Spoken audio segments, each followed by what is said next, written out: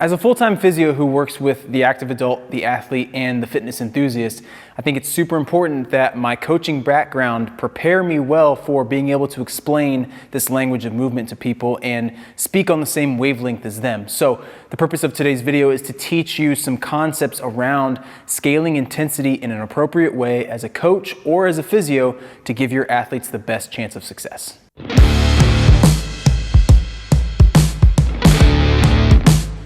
What's up, team? Welcome back to the channel. The big concept that we want to talk about today is the different levels of intensity. When we study how we coach CrossFit specifically and how we want to progress athletes, we have to think of this nice little acronym of MCI, and that stands for mechanics, consistency, and then and only then intensity. So great, we've got really good mechanics with a baseline movement.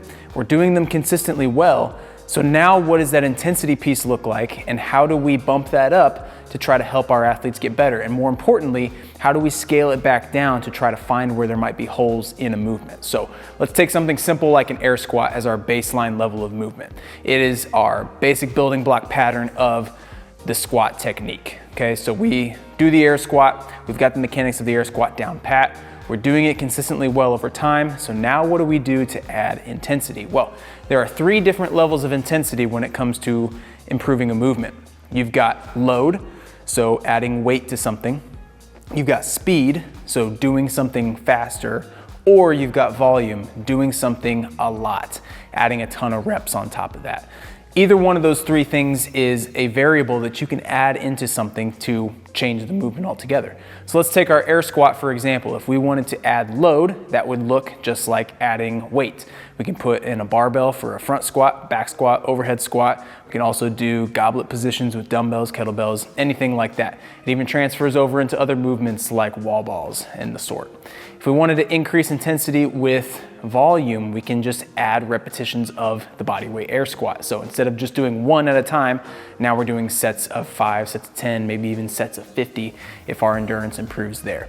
If we want to improve speed, it's simple as just doing it faster, taking a baseline level of movement and increasing the speed of that to add intensity to the overall movement pattern itself. It's super important for us as coaches and as physios to understand what these levels of intensity really mean, because if you've got an athlete who now is struggling with a certain movement or they're having pain somewhere, you can use the levels of intensity as a variable that you can tweak to see where the problem happens and then address it from there. So a good example is I had an athlete come into the gym a couple weeks ago and she was struggling with pain in her low back with thrusters. What I did with that movement is break it down into its bare bone pieces of the front squat and the push press with a PVC pipe. And then slowly we added in all of the different variables of intensity. We did it faster, we did more reps of it, and we added load until we found the one piece that really kind of sent her over the edge of losing her mechanics.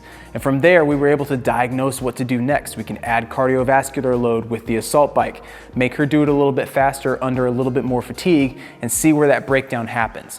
By working through everything in this very meticulous fashion, you're all of a sudden becoming sort of this eagle-eye person who can spot these faults and work through some of the things that can make these people a little bit better. Just always remember that being involved in a movement practice, whether it's something super intense like CrossFit or it's way down to earth like yoga, it all takes time and the pieces fall together naturally. So don't force something and don't push somebody to go further than what they're ready for, and also understand when maybe they may be going too far in one direction and how to pull the reins back a little bit. I always like to think of the illustration of the fact that we are on a shallow trajectory across a distant horizon when it comes to our fitness. So we always want to make those small 1% changes that are going to help move the needle in the right direction and give us the fitness and the happiness that we want in the long term.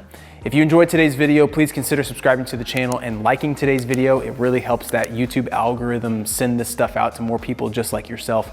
I would love to have you be a part of this community overall. If you have any comments about what we've learned today or what I've shared with you, please leave those down in the comments below. I'd love to hear what you think and what you think as far as the intensity stuff is concerned. And if there's new information that you want to share with me, I'm super open to learning as much from you as hopefully you're learning from me as well. So until next time, just go out and do good things for people, and don't forget to move.